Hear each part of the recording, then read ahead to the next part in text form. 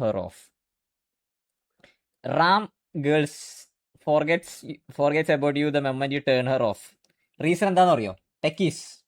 അതിന്റെ റീസൺ എന്താണെന്നറിയോ? റാമുമായിട്ട് കമ്പയർ ചെയ്യാനുള്ള റീസൺ എന്താണെന്ന് അറിയോ?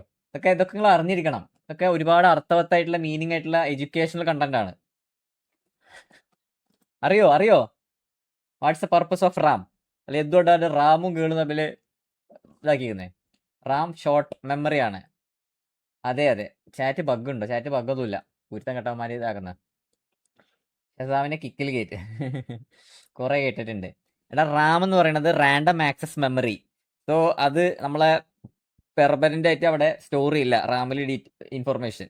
സോ അത് ആ പ്രോസസ്സിങ് എന്താണോ വർക്ക് ചെയ്യുന്നത് ആ സമയത്ത് മാത്രമേ അതിൽ മെമ്മറി അവിടെ സ്റ്റോർ ആവുള്ളൂ. അത് കഴിഞ്ഞ് ആ ഒരു സംഭവം പ്രോഗ്രാം ഇതെല്ലാം ക്ലോസ് ആകുമ്പോൾ അത് ക്ലിയർ ആവും. അതാണ് പറയണത്. അതായത് ആ കമ്പ്യൂട്ടർ ഓഫ് ആയി കഴിഞ്ഞാൽ എന്തായാലും പെർമനന്റ്ലി അവിടെ ആ ഇൻഫർമേഷൻ ഡീറ്റെയിൽസ് ഒക്കെ പോകും അവിടെ സ്റ്റോർ ചെയ്തിട്ടുള്ളത്.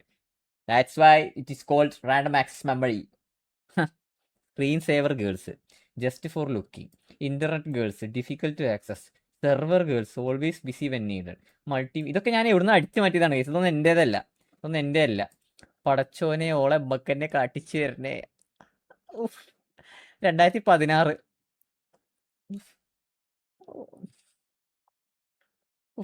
ഒരു മീശയും താടിയില്ല എന്നുള്ളില്ലേ, ബാക്കി വേറെ വ്യത്യാസമൊന്നുമില്ലല്ലേ? അപ്പത്തി അത്രേ ഉള്ളൂ. ഹാർഡ് ഡിസ്ക് ഗേൾസ് ഉണ്ടോ? എടാ, ഹാർഡ് ഡിസ്ക് ഗേൾസ് എന്താന്ന് പറഞ്ഞത് മനസ്സിലായില്ലേ? ഹാർഡ് ഡിസ്ക് പറഞ്ഞ permanent, remember everything for ever.